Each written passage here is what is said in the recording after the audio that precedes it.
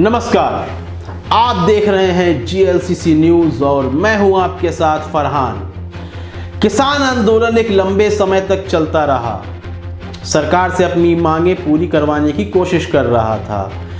3 काले कृषि कानून, काले से मेरा यहाँ पर संदर्भ यह मतलब है कि किसान इस कानूनों को काला कह रहे थे। ये मैं नहीं कह रहा हूँ, सरकार हक में बता रही थी, किसान इसे काला कानून कह रहे थे। इसी तरह जब CNRC आई थी तो एक पक्ष इसे काला कह रहा था और एक पक्ष लाभदायक कानून बता रहा था। कोई भी कानून हो उसको एक पक्ष काला बताता है और एक पक्ष लाभदायक बताता है। तो यह मुद्दा नहीं है। मुद्दा यह है कि जब इन 3 कानूनों को लेकर किसान लगातार विरोध कर रहे थे, तब एक लंबे अरसे के बाद प्रधानमंत्री मोदी आते हैं और इन कानूनों को वापस लेने की बात कर देते हैं। किसान जो धरने पर बैठे हुए थे वह धरने से हट जाते हैं और सरकार पर विश्वास कर लेते हैं। लेकिन आज 31 जनवरी में किसान विश्वासघात दिवस मना रहे हैं। वह कह रहे हैं कि मौजूदा सरकार ने हमारे साथ फिर विश्वासघात किया है, जिस तरह पहले विश्वासघात किया था। 3 कानून हमसे पूछे बगैर बना दिए, जल्दबाजी में यह कानून बना दिए गए, रात के अंधेरों में इन कानूनों को लागू कर दिया गया। फिर बाद में जब इन्हें वापस लिया गया उस पर भी विश्वासघात किया है सरकार ने। इन 3 कानूनों के अलावा जो हमारी 6 अन्य मांगें थीं, चाहे वह MSP को लेकर हो, सरकार उन पर कदम उठाने के लिए बिल्कुल तैयार नहीं है, जो कि हमारे साथ विश्वासघात है।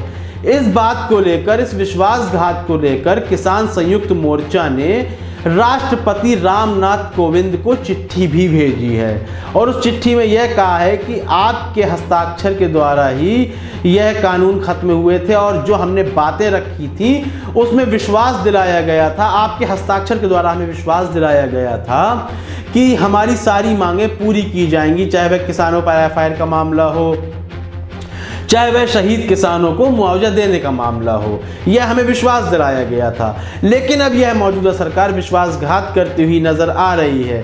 यदि हमारे साथ विश्वासघात होता है तो हम बिल्कुल भी समय नहीं लगाएंगे फिर से धरना देने में। यानी कि किसान फिर से धमकी देते हुए नजर आ रहे हैं कि वह फिर से UP बॉर्डर हो, दिल्ली बॉर्डर हो, वहाँ पर धरना देने के लिए आ जाएंगे। आपको क्या लगता है कि क्या वाकई में किसानों के साथ विश्वासघात हो रहा है? और मौजूदा समय में सरकार ने जिस तरह से कहा कि हम आपकी सारी मांगें मानने के लिए तैयार हैं, क्या वह महज UP चुनावों या अन्य 5 राज्यों में चुनावों को लेकर है, या पश्चिम बंगाल में हार के बाद जो झटका लगा है उसको लेकर ये कानून वापस लिए गए हैं? तमाम सवाल हैं जनता के मन में। विपक्षी भी इस पर लगातार प्रहार करते हुए नजर आ रहे हैं। लेकिन क्या वाकई में किसान फिर से धरना स्थल पर पहुंच जाएंगे या फिर सरकारें उनकी मांग पूरी कर देगी? इस संबंध में आपको क्या लगता है? अपनी राय अवश्य दें। क्या किसानों का दोबारा धरना आरंभ करना सही है या फिर सरकार उनकी बातें मान जाएगी?